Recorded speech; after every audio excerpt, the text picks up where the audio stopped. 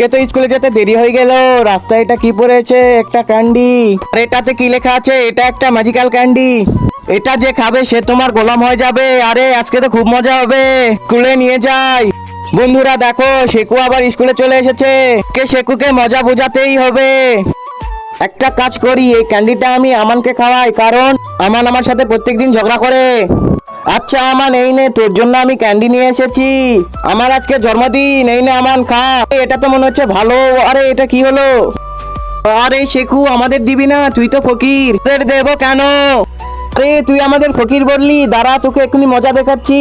আরে আমি থাকতে শেখুর গায়ে কেউ হাত দিবি না, তুই হাত দিবি না। আরে একটা ক্যান্ডি খায় তো ডোর চেঞ্জ করে ফেললো। আরে সত্যি তো এই ক্যান্ডি কাজ করতেছে। বাচ্চারা তোমরা এখানে কি করতেছো? বেঞ্চে বসো। আরে এই ক্যান্ডি তো সত্যিকারের কাজ করতেছে। ক্যান্ডি দুইটা ওদেরকেও খাওয়াই দে। সামির, আব্বাস, এই নে, তোরাও এখান থেকে একটা করে ক্যান্ডি খা।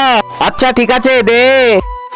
কিন্তু তার আগে তুমি যদি চাও তোমার মা জান্নাতে যাক, তাহলে ভিডিওটিতে লাইক করে চ্যানেলটি সাবস্ক্রাইব করে দাও। আর যদি চাও জাহান্নামে যাক, তাহলে কিছুই করতে হবে না, আর কমেন্টে মা লিখে যাও।